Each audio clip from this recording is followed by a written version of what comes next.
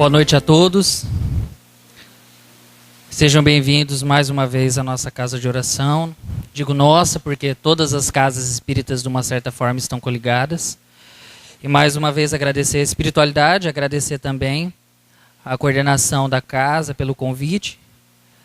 E a responsabilidade torna-se muito grande porque, querendo ou não, é o evangelho que abre o ano para todos nós, né? E eu espero que nessa noite a espiritualidade possa orientar bastante a minha fala e que muitos dos que estão aqui, tanto os encarnados quanto os desencarnados, que possa ser lançado luzes na mente de cada um, para que a gente possa tentar observar as coisas de uma forma um pouquinho diferente. E o Evangelho da Noite é o capítulo número 13, como o nosso irmão bem falou, né, em prece. Os evangelhos, eles na realidade, eles, a meu ver, são cada dia mais importantes na nossa interpretação diária. De todas as obras, sem sombra de dúvida que Allan Kardec nos deixou do seu legado, o evangelho é uma das mais consistentes em relação à ética e à moral. Só que o evangelho, ele não vem aqui, assim como muitas pessoas acreditam também, que a doutrina espírita ela é uma doutrina que visualiza, às vezes, a cobrança. Como eu tenho escutado muito isso em vários estudos. O espiritismo ele traz para nós a consciência da responsabilização pessoal. Ele, do contrário, não nos algema em determinados dogmas. Ele nos liberta desses dogmas e nos faz ter uma conscientização de que a nossa evolução depende de nós mesmos. Por isso eu trago essa imagem que foi retirada de um fotógrafo inglês. E essa imagem, né, logicamente, colocada ali embaixo, que se as feridas de seu irmão não te causam dor, que a sua doença é mais grave que a dele. Então a gente percebe que esse evangelho, o princípio dele, né, que a vossa mão esquerda não saiba o que dá a vossa mão direita, as pessoas às vezes podem até incitar e pensar, mas por que mão esquerda e mão direita? Porque não sei se vocês percebem, por mais que a gente tente esconder numa ação, as mãos estão uma ao lado da outra, então fica difícil esconder daquilo que se fala. Mas o princípio da caridade ele está nesse evangelho. Só que aqui eu trago já uma imagem para a gente iniciar pensando, né? Você acha que o brasileiro é egoísta? E nessa imagem aqui, não sei se vocês percebem, é um grafite. Tá? Diferente de pichação, que é uma arte. O grafite vem mostrar para nós, né, algumas das representações que pode existir do egoísmo. E que por vezes ele se veste em determinadas outras estruturas e a gente não para a gente pensar sobre isso. Tanto é que nós temos muita orientação, como o próprio Chico Xavier fala. Hoje, se a gente falar que existem vítimas e que nós somos vítimas, acredito que nós estamos sendo equivocados. Vítimas nós não somos mais. Nós estamos em plena a era do desenvolvimento da comunicação. Nunca se teve tanto acesso e oportunidade ao desenvolvimento pessoal e espiritual como nas eras da humanidade está tendo agora. Então, nós temos sim muita informação e muita orientação, mas eu acho que falta ainda muitos intérpretes para isso. E o Espiritismo, assiduamente, há mais de um século, vem tentando desempenhar isso daí, né? E de uma certa forma, a gente tem que começar pensando sobre os nossos hábitos, tá?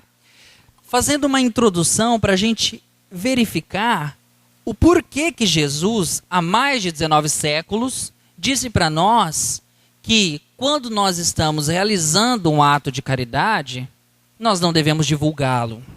Por que o que foi falado há 19 séculos se permanece tão latente ainda no nosso dia a dia? Então, a gente tem que pensar da seguinte maneira. Por quê? Quando nós estamos na sociedade, ninguém age sem pensar. Ninguém. O nosso pensamento, ele de uma certa forma, ele elabora aquilo que a gente faz como prática no nosso dia a dia e isso cria um hábito. Então, a prática da caridade, ela tem se tornado também um hábito nos nossos dias, mas a gente precisa investigar como que é esse hábito e por que que nós estamos aqui para estudar isso hoje, tá? Por isso que eu trago uma imagem, não sei se vocês sabem, tá? Mas é um mito da caverna de Platão, é uma imagem metafórica, que nos mostra aqui, peço até licença, que nos mostra aqui uma situação muito interessante, que Platão, assim como Sócrates e muitos outros, eles foram os precursores do Espiritismo. Isso já está claro na introdução do Evangelho. Tá? E como precursores, eles deixaram para nós um legado de informações. Essa imagem traz para nós um pensamento seguinte, que para a gente estudar o Evangelho é uma função muito libertadora. Por que que isso ocorre? Vejam bem, muitos de nós ainda se encontramos naquela situação lá, que somos teleguiados pelas imagens daqueles que têm o poder de representar e falar determinados arquivos, sejam religiosos, sociais, no nosso dia a dia. E muitas vezes nós nos deixamos guiar pelos estudos do outro. Aquilo que um outro fala, aquilo que o William falou, aquilo que fulano de tal falou, e a gente não busca uma evolução pessoal. E o que ocorre então? Chega um momento que a gente começa a ficar coagido num canto e a gente só tem aquela visão que as pessoas atribuem para nós. E justamente Platão fala que há de chegar um momento que as pessoas não vão se iludir mais com essas determinadas imagens, elas vão sair e se libertar e ver que existe uma luz e um mundo muito maior para ser interpretado. Vamos pensar da seguinte forma. Todos nós, quando nós, não sei se a maioria aqui já andou de avião ou não, mas subindo num ponto mais alto, seja num prédio. Quando a gente sobe, a gente não tem uma visão maior da cidade? A gente parece que não enxerga mais o horizonte além? O estudo é isso. Quanto mais eu vou estudando, e quanto mais eu vou praticando isso, mais de uma certa forma eu vou ampliando o meu horizonte sobre as coisas. E aí eu vou começar a perceber que então o mundo que nós estamos é um laboratório de ensino. E que o nosso processo de evolução ele é intransferível. Não tem como eu culpar outra pessoa. Eu, de uma certa maneira, tenho que saber também os ditames daquilo que eu vou fazer no meu dia a dia. E, por incrível que pareça, tem tantas pessoas que nós estamos vivendo um momento de ansiedade, que às vezes vêm estudar o Evangelho, elas buscam tanto isso, de uma forma tão brutal, que querem pular etapas. A vida não pula etapas. A gente só evolui pelas experiências. Não existe outra forma. E dessa maneira, a gente tem que pensar. Eu estou aqui hoje no centro, estou assistindo essa palestra, mas o que eu quero da minha vida? O que eu estou fazendo aqui? O que é evoluir para mim? É me transformar para melhor? O que seria essa evolução? Eu quero alargar meu horizonte? Porque ninguém está aqui por acaso. O acaso não existe, isso já foi comprovado. Então, o Espiritismo ele serve para nos ajudar a nos alicerçar nessas questões. E pensar que o ato da caridade mesmo do Evangelho, porque se vocês forem ver, o Evangelho é um dos maiores atos de caridade. A vinda de Jesus Cristo é um dos maiores atos de caridade da humanidade. Porque teve piedade de nós, que nos encontramos ainda muito algemados às sensações, aos instintos, para vir nos libertar de determinadas ideias. Então vejam bem, em nenhum momento o Espiritismo ele fala que fora do Espiritismo não há salvação. Que seria o quê? Uma liberação da mente para a gente descobrir essa verdade, Deus. Fala que fora da caridade não há salvação. E se a gente for pensar nisso, o que seria essa libertação de mentes? Não é? Para que serve eu estudar sobre a caridade? Para eu esclarecer, orientar, não só a mim, mas as pessoas que estão no processo evolutivo. Para a gente se transformar, é preciso a gente se conhecer. Conhecer algo e conhecer-se também sobre aquilo. Tanto é que quando a gente estuda o Evangelho, a gente na realidade tem que se preocupar não só com que a interpretação está sendo colocada, mas que a gente está fazendo uma viagem interior. Por que eu falo essa viagem interior? Porque nessa viagem interior, a gente também tem que assumir determinadas coisas para modificar esses hábitos. Sou ciumento, sou avarento, sou vingativo, tenho mágoas. E ao reconhecer isso daí, eu estou me conhecendo. Só que não basta eu me conhecer. Eu preciso também de algum norte para que eu possa saber como me orientar sobre esse processo de evolução. Sabe por quê? Porque as pessoas mesmo, no erro da sociedade, o que as pessoas colocam? Fulano está errado, Cicrano está errado, Beltrano está errado. O que é o erro?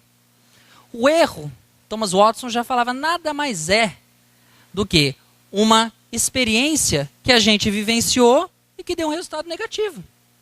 E o acerto justamente é a experiência que nós já corrigimos do erro que nós cometemos. Por isso que a cada encarnação, o sujeito ele evolui cada vez mais.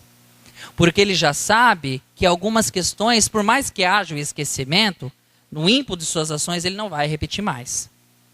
Então, é por isso que nós estamos aqui hoje. Por causa do estudo. Porque ele tem que estar lado a lado com a nossa vontade. Não basta só eu ter amor pela minha família. Não basta só eu ter também uma vontade, se eu não souber como direcionar essa vontade. Vou dar um exemplo para vocês. Um químico, se ele vai num laboratório, ou melhor, um médico, quando ele vai trabalhar numa cirurgia, se ele não souber os instrumentos que ele vai utilizar, ele não vai conseguir se orientar sobre aquilo. A mesma coisa um químico. Se ele chega e vê H2O, água, e vê também a formulação de um ácido sulfúrico, ele pode tomar sem ele saber e morrer. Então, o estudo ele serve para nos direcionarmos. Por isso que nós estamos aqui hoje. E ele vai nos dar essa consciência para a gente assumir a nossa responsabilidade e parar de depender psicologicamente do outro. É isso que o Evangelho vem fazer. Só que nessa minha interpretação muito humilde, tá? Porque a gente precisa ter esse discernimento, né? E se a gente verificar, no próprio Livro dos Espíritos, na questão 919, fala que jeito que nós vamos evoluir? Conhece-te a ti mesmo. E esse processo de evolução, gente, eu estou falando isso porque às vezes as pessoas perguntam assim, eu vou no centro. Eu estou preocupado em ter conhecimento. Venho, adquiro conhecimento, mas eu não pratico isso no meu ser. Eu estou preocupado em ter e não em ser. E aquilo que o Divaldo fala, que é muito interessante numa palestra que ele mencionou, e também uma entrevista, que eu achei fundamental isso daí. Que às vezes nós temos que saber a diferença entre buscar nos melhorarmos, entre sermos cristãos e espíritas, ou entre sermos frequentadores de religiões. Porque os frequentadores de religiões, eles vêm e de uma certa forma, frequentam como se fosse um clube social, vem, se diverte, mas daí quando vem o problema na vida, a pessoa titubeia. Porque ela não dá conta de articular o problema com aquilo que lhe foi ensinado, porque no fundo, o que ela aprendeu, ela de uma certa maneira não conseguiu absorver. Porque ela não estava ali presente para que essa mudança realmente ocorresse. Então, será que muitos de nós estamos realmente querendo uma modificação ou somos frequentadores ainda? Não é ruim, mas é para a gente fazer um pensamento, né? E pensar nisso daí na seguinte forma, porque se eu não me preocupo comigo, na minha evolução, como que eu vou me preocupar em amar o próximo? Como que eu vou me preocupar em fazer o ato da prática da caridade? Como que eu vou me preocupar em doar de um lado sem que o outro saiba? Se eu não me amo. Porque a primeira prática é o auto-amor. Depois, amar o próximo. Depois, amar os nossos inimigos. O próprio Evangelho ele traz isso daí. E nessa prática, para a gente ir pensando sobre isso, trago até essa imagem que é muito emblemática. E que hoje muitos estudos nas universidades, como Unicamp, né, e USP, traz isso daí. E o Emmanuel ele é muito esclarecedor quando ele fala que nós somos os responsáveis pelo mal que fizermos e pelo bem que deixamos de fazer. E quantos de nós, às vezes, praticamos determinados atos, tá? E através desses atos, a gente pensa que está correto e depois de um determinado tempo a gente vê que a gente poderia agir diferente.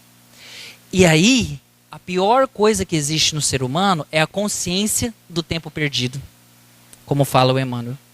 Essa consciência desse tempo perdido que faz a gente pensar. Por isso que o estudo é bom. Porque ele vem nos direcionar a agir de forma diferente, seja com a mulher, seja com o esposo, seja no trabalho, seja na vizinhança.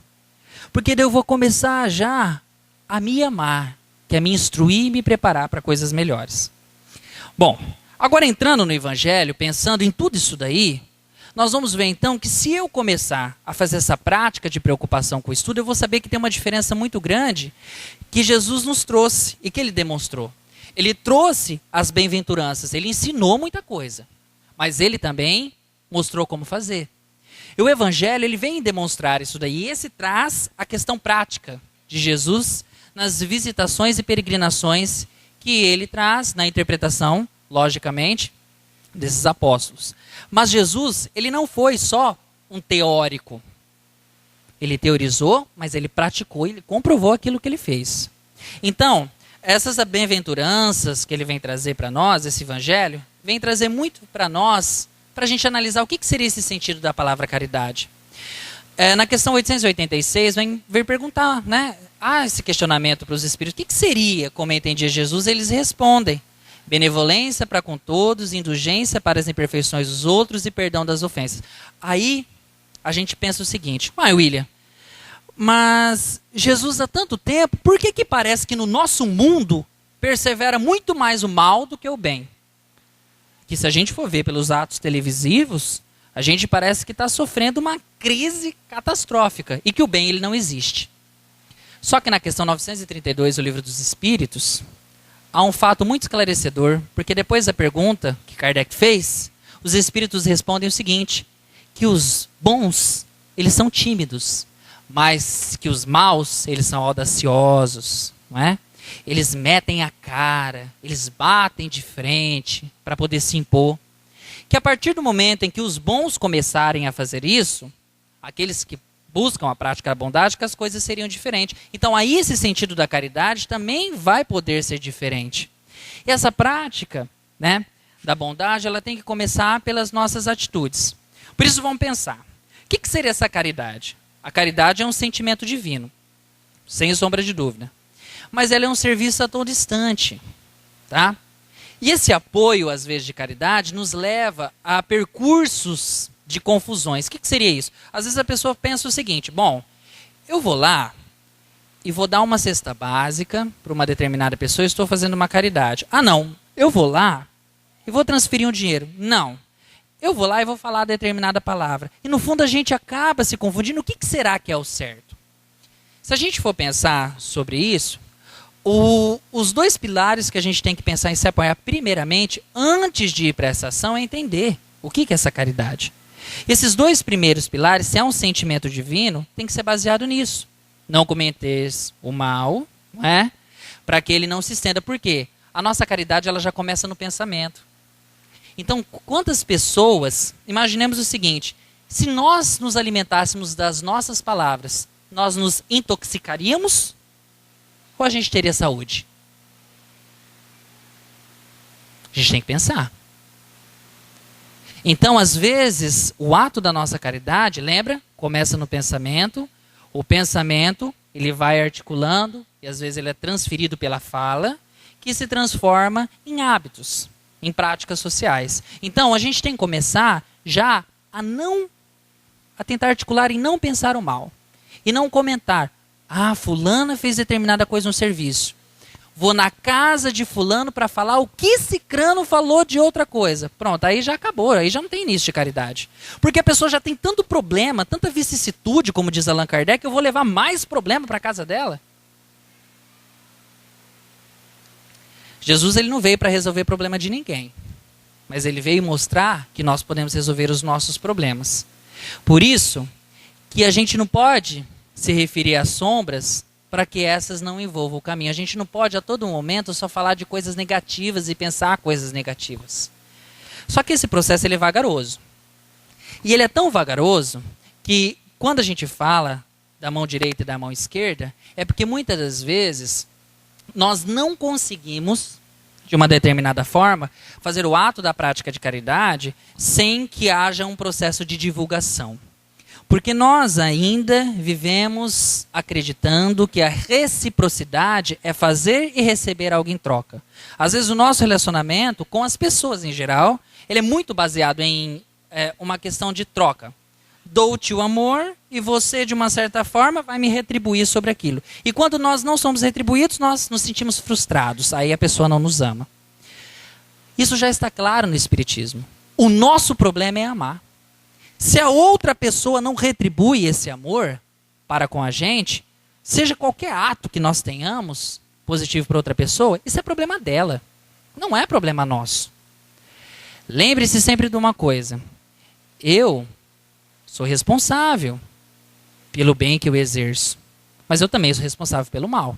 Como dito no início. Mas de uma certa maneira, se eu faço bem e não recebo uma retribuição, ótimo, eu estou ganhando. Agora o duro é quando eu não faço bem e não faço nenhuma prática. Fico negligente, neutro entre as coisas que estão acontecendo para não se envolver. E aí é quando o Allan Kardec vem e faz uma divisão muito didática desses tópicos, tá? Para explicar para nós o que seria então esse ato de caridade. O primeiro ponto que ele fala é fazer o bem sem ostentação. O que seria sem ostentar? É você fazer uma prática de caridade sem precisar demonstrar para outras pessoas o quão bom você é. Porque os resultados, eles vão aparecendo. Mas isso daí é em relação à sua vida, não em relação à sua prática social. Então muitas pessoas, às vezes, fazem determinadas caridades para ficar nos holofotes sociais. E essa prática, da qual a gente ostenta aquilo que a gente tenta distribuir. Sabe como que a gente pode, mais ou menos, medir a verdadeira caridade? É aquela em que no momento do nosso ato, seja prático, pensamento também é uma prática, né? Seja no pensamento, seja no ato pessoal, ela se torne tão comum que a gente nem perceba que a gente fez. Aí é a caridade. Porque no momento que a gente faz uma caridade, a gente imagina, nossa, eu fiz isso para determinada pessoa. Agora eu comprovei que eu sou amigo. A pessoa veio na casa espírita. Olha, eu trabalho aqui na casa espírita. Estou aqui para ajudar determinada pessoa. Fui lá, entreguei tantas cestas. Opa, peraí, não são os números. A caridade tem que começar conosco, para com o próximo, e aí ir evoluindo para com os processos sociais. E esse bem sem ostentação ele é muito difícil. Porque às vezes nós procuramos não ostentar, mas outro que está à nossa volta busca essa ostentação para nós. E de uma certa maneira, nós nos envaidecemos com isso.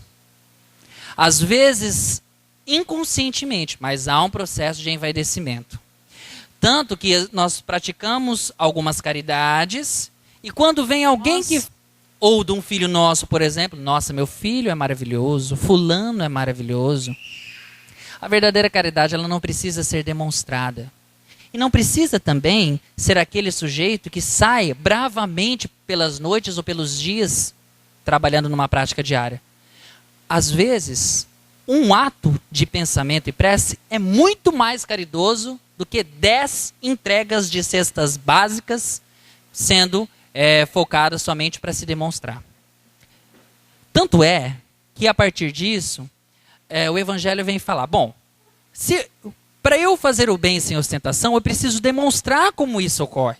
Aí ele traz os exemplos dos infortúnios ocultos, do óbolo da viúva e de convidar os pobres e os estropiados. Os infortúnios ocultos é porque nas calamidades da noite, uma mulher que tem uma condição financeira abastada, ela ia nos locais mais necessitados e distribuía daquilo que ela tinha possibilidade, seja financeira, pessoal. E nessa distribuição, por vezes, ela levava a filha dela para que servisse de exemplo. E já dizia para a filha que a filha teria que doar daquilo que ela tem e não daquilo que a própria mãe tem. E quando fala desses infortúnios ocultos, o que seria para nós? Por que eu coloquei até ali, ó, perceber o que está oculto no outro? Porque nós temos tantos infortúnios que estão em calamidades públicas que nós percebemos. O acontecimento na França, as catástrofes ambientais.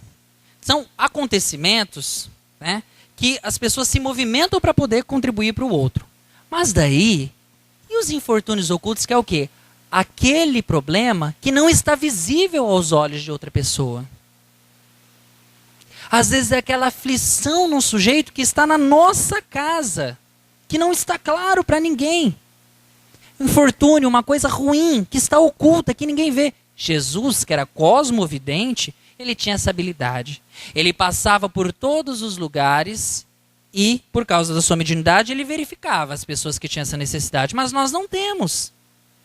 Só que o estudo e a nossa atenção voltada, a preocupação e não a indiferença com os sujeitos, vai começar a fazer a gente perceber esses infortúnios ocultos. Ou seja, aquilo que são problemas escondidos dentro de determinadas casas, sujeitos, setores, e que precisam tanto quanto de ajuda, quanto aquelas calamidades maiores. Então não adianta nada eu me assenhorar e sair bravamente para poder ajudar todas as pessoas que eu possa na cidade de Três Lagoas, ou em outras cidades, mas dentro da minha casa há um império de infortúnios ocultos, onde as pessoas, os filhos, os outros parentes estão lá. Tanto é que fala-se, o Espiritismo tem pregado muito isso e vários palestrantes, e eu concordo, que a prática da caridade começa quando nós estamos tratando nossos familiares como uma visita dentro da casa da gente. Porque quando chega a visita na casa da gente fala as melhores palavras, a gente escolhe os melhores talheres, a gente faz a melhor comida, a gente faz questão de servir a outra pessoa. Então o correto seria nós tratarmos assim os nossos familiares. E esses infortúnios ocultos, essa mulher ela ia buscar justamente essas necessidades onde outras pessoas não vislumbravam que havia.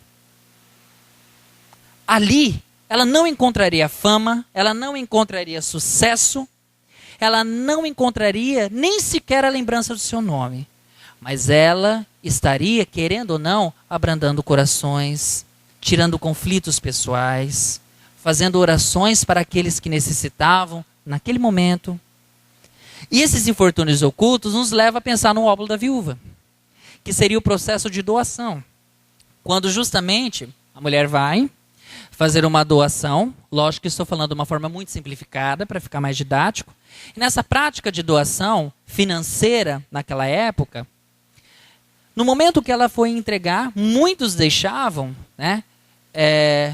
várias moedas de ouro, dinheiro possível, ricos, financeiros, mas miseráveis de alma, deixavam muitas coisas lá. E aí foi quando uma mulher simples que foi lá e deixou apenas uma pequena moeda, quando Jesus apontou e disse: digo-vos em verdade que essa doou muito mais do que todos os outros que vieram anteriormente a ela.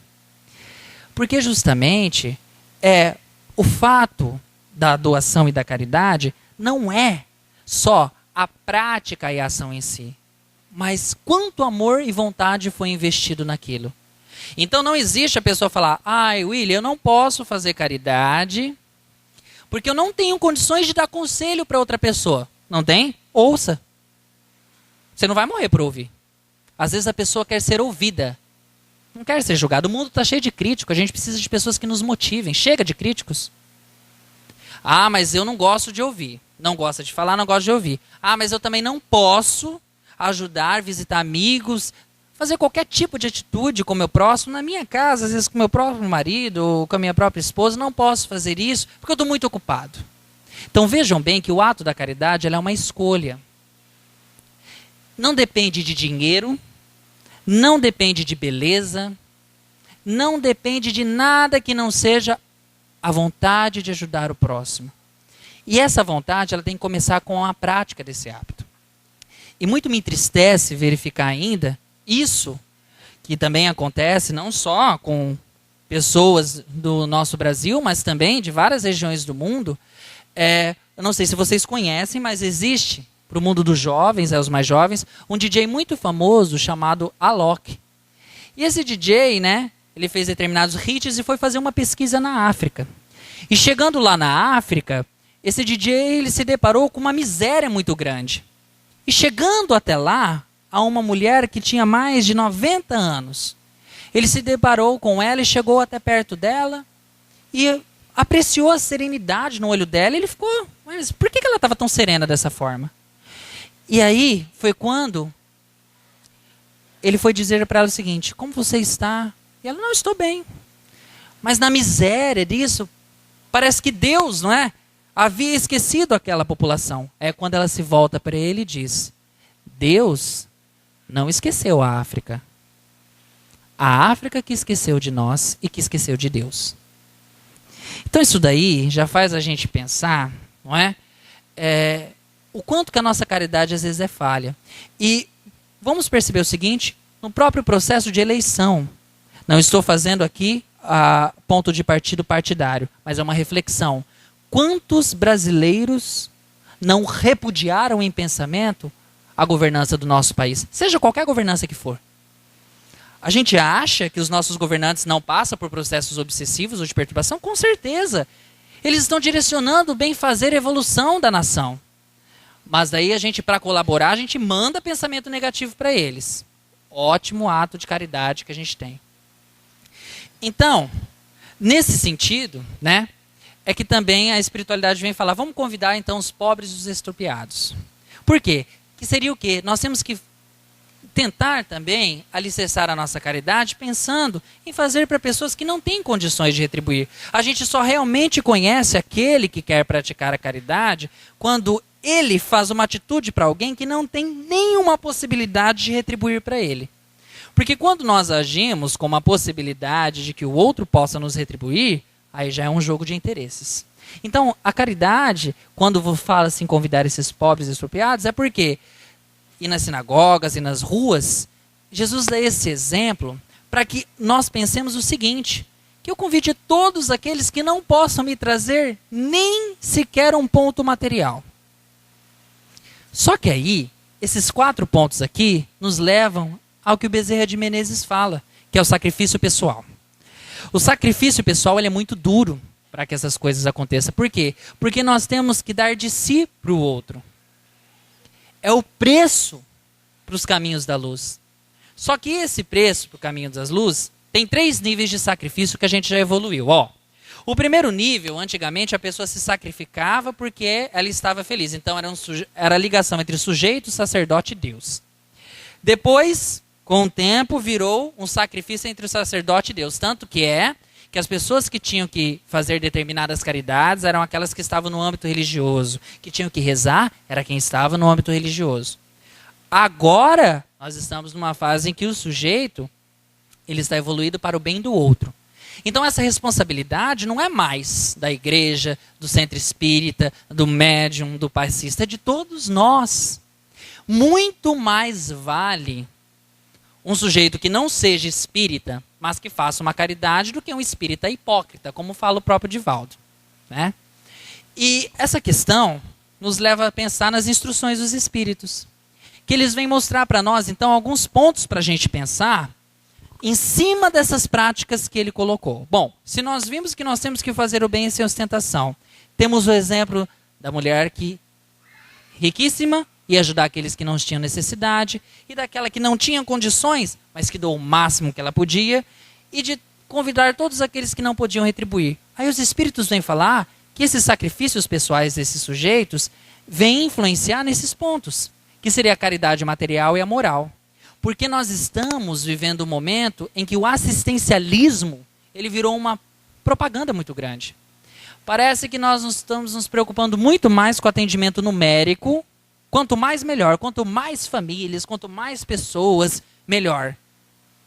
Às vezes é preferível atender 1 ou 2 famílias de uma maneira de qualidade, de coração, com tempo para dar atenção, do que também fazer uma alforra, né? E essa caridade material ela é muito diferente. Então, não precisa necessariamente pensar só no material. Por quê? A nossa sociedade, nós evoluímos em cada encarnação um ponto.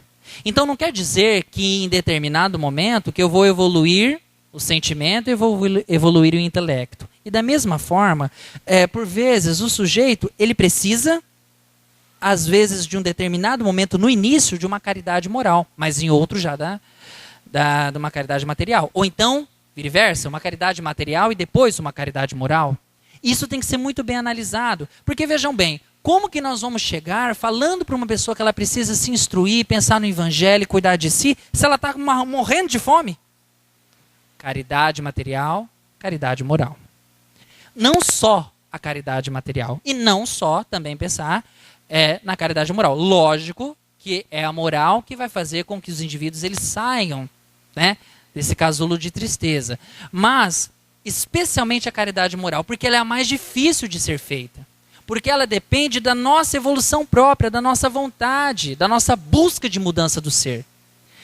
E ela é tão complicada porque, às vezes, como o próprio Chico Xavier, no momento de psicografias em Uberaba, que na realidade ele funcionava como um carteiro, né? Ele passava as mensagens, ele estava ali, embora fosse uma mediunidade missionária, mas fazendo um ato de caridade para acalentar os corações. Quantas vezes pais e mães não cuspiram na cara dele? Pacientemente, ok. Obrigado. Mas Chico, por quê? Infelizmente é o que a pessoa pode me dar. Agora é o momento disso, tranquilo. Mas para a gente chegar nesse ponto, porque o Chico é uma pessoa especial, não é? Para a gente chegar nesse ponto, exige de nós muito estudo e a gente comer muito arroz com feijão dentro do percurso da própria prática da caridade. Por isso que nós temos que pensar nessa beneficência, tá? Que seria o quê? Essa caridade, que é o sentimento divino, a beneficência é o quê? Quando tem a materialização desse sentimento. Quando eu estou materializando a caridade em algum momento, tá? E aí é quando a gente já tem a possibilidade de compreender essa caridade desse efeito moral. Então, o sujeito beneficente é aquele que tem essa prática em si para poder ajudar o nosso próximo. Só que, gente, vejam bem que eu estou falando isso, não estou me colocando numa posição melhor. Porque, na realidade, quem fala é que precisa muito mais do evangelho do que quem ouve. Então, essa é uma prática que ela depende do nosso dia a dia, de uma vontade muito grande. Essa mudança, tá, que vai acontecer, nós temos que iniciar primeiro com os conhecidos, com o hábito. Depois com os desconhecidos. Por quê? Os conhecidos, especialmente a nossa família, o nosso lar, é justamente o lugar que nós precisamos nascer. Porque lá que são os nossos desafetos. Porque, vejam bem, nós somos sujeitos milenares. A gente não nasceu ontem. E por sermos sujeitos milenares, nós trazemos uma vontade de mudança, mas nós também trazemos resquícios do que nós fomos no passado. E esses resquícios, muitas vezes, parece que imperam no nosso ser, mesmo a gente sabendo que aquela atitude não seria correta. Então é o momento da gente tentar ter um autocontrole muito maior para que isso aconteça. Até a gente chegar no momento da piedade, que é justamente quando a gente vai restituir a esperança do irmão infeliz. Mas não é aquela piedade, não, de ficar com dó do sujeito, como se ele não tivesse alternativa na vida. Eu mesmo, eu confesso que eu fico um pouco frustrado quando as pessoas chegam para mim e falam assim, e acontece algo comigo ruim, e falam assim, nossa, eu tenho tanta dó de você. Por que dó de mim? Eu tenho que passar? Graças a Deus já estou passando por isso, quer dizer que eu tenho condições. Porque Deus não vai me dar uma tarefa da qual eu não tenho a possibilidade de cumpri-la. Então, quando nos surge determinado problema, a gente tem que tomar cuidado com esse ato de piedade. Porque, às vezes, a piedade ela pode levar a determinados efeitos que podem ser negativos no ato da caridade. Ah, eu tenho tanta dó daquela pessoa. Ok, vou então ajudar essa pessoa. É aquela questão, vou dar o peixe para ela, não vou dar a vara. Aí vou. Eu vou atrapalhar aquela pessoa. Atrapalhar aquela pessoa de buscar um trabalho, aquela pessoa de estudar. A gente tem que incentivar. Mas a gente não tem que também fazer outros percursos que possam impedir a evolução dessa pessoa. Então, a piedade, ela pode às vezes se revestir com uma roupagem de vitimização e a gente tem que tomar cuidado. A gente se apiedar do próximo é justamente a gente colocar esperança onde não existe, né? Ou seja, sujeito, vamos lá, vai dar certo. Mas não falar, olha, eu vou fazer tudo por você até que dê tudo certo. Não, isso não funciona. Porque ninguém faz e nem busca a felicidade de ninguém. Eu acho até estranho, em questões matrimoniais, quando as pessoas às vezes me procuram, em muitos estudos, e falam o seguinte, nossa, mas, William, eu quero muito ajudar o meu marido, Mas ajudar no quê? Ah, eu quero muito que o meu marido vá no centro. Meu marido, ele é muito bonzinho, ele é uma pessoa maravilhosa. Ah, por que você quer que ele seja espírito se ele já está assim, perfeito? Vejam bem esse ato, né? Então, a gente tem que começar a parar para pensar sobre essas coisas, a refletir sobre isso que está no nosso dia a dia. Tanto que a gente chega nas instruções espíritas, eles falam sobre os órfãos. Eu gosto dessa foto porque ela é marcante, tá? É uma foto que foi tirada no município do Mato Grosso do Sul, para a gente pensar no que seria isso. Porque, às vezes, no espiritismo a gente pensa, para que existem esses órfãos? Orfandade não é só de pai e mãe não, viu? Nós somos órfãos de muitas coisas, de moralidade, não é? As deficiências, que eu sempre falo nos evangelhos, as pessoas às vezes falam o seguinte, nossa, fulano é deficiente físico, ele não pode determinadas coisas. Ah, mas às vezes eu sou deficiente moral, eu também não poderia. A deficiência moral é muito pior do que a deficiência física. Então a orfandade, ela também não é só pensando nesse caso de adotar o sujeito e pronto. Ah, vou dar uma casa e comida. Não é isso. A orfandade é pensar justamente que a gente tem que oferecer possibilidades para esses sujeitos. Por quê? São provações que eles estão passando e outras virtudes que precisam desenvolver, assim como nós. Podem parar para perceber. Não sei se vocês têm visto a questão do cuidado que tem que ser retratado com as pessoas, o quanto que está grande a fila na questão da orfandade e o quanto é demorado para poder ajudar esses sujeitos, né? Resgate de débitos de vida passada, mas nem tudo é resgate, tá? Deixa claro isso. Auxílio na aprovação dos pais, que podem ser impedidos às vezes de procriar, mas sem tanto amor para dividir com a criança, que às vezes essa criança sendo adotada por uma família que tem tudo aquilo que busque, possa trazer outra perspectiva. E, além de tudo, é um exercício da fraternidade. Então, esses fatos nos levam a pensar esses órfãos com a ligação do passado, para a gente ir terminando, tá? Porque, muitas vezes, esses órfãos, eles são afetos ou desafetos nossos e vidas passadas, que a gente tem que ajudar esses sujeitos. Nós estamos aqui para nos colaborar mutuamente. Quem é o nosso melhor amigo? O nosso próximo. Ah, William, mas o meu próximo, ele é meu inimigo. Ter inimigos é também uma escolha. Eu não posso ser inimigo de alguém. Se alguém for inimigo meu, problema dele. Mas, William, ele é meu inimigo, eu já percebi. Famílias, nós temos muito esses comentários, não é? Que bom, porque às vezes o seu inimigo tem coragem de falar para você aquilo que um amigo não teria. Às vezes o seu inimigo é justamente aquele que vai ajudar você a praticar a paciência, a beneficência e muitas outras virtudes que você vê com a potencialidade para desenvolver. Você prometeu lá do outro lado. Então, às vezes, esse inimigo que nós achamos que é algo ruim, na realidade, ele é justamente o que eu chamo de amolar a faca, né?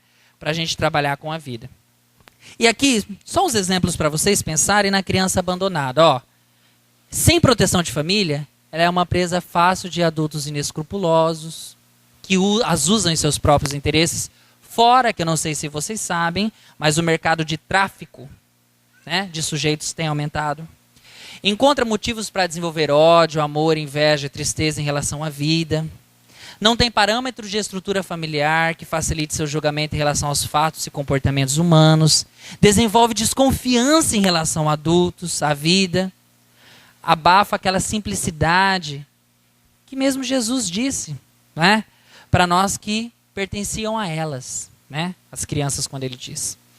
Na sua curiosidade natural, sem estrutura familiar, é facilmente atraída por drogas, desenvolve a esperteza, a malícia, a malandragem, na luta pela sobrevivência, e não se preocupando com os valores morais. Olha o quanto que é importante a gente ajudar uma criança, e eu quis colocar o termo ali, abandonada, tá?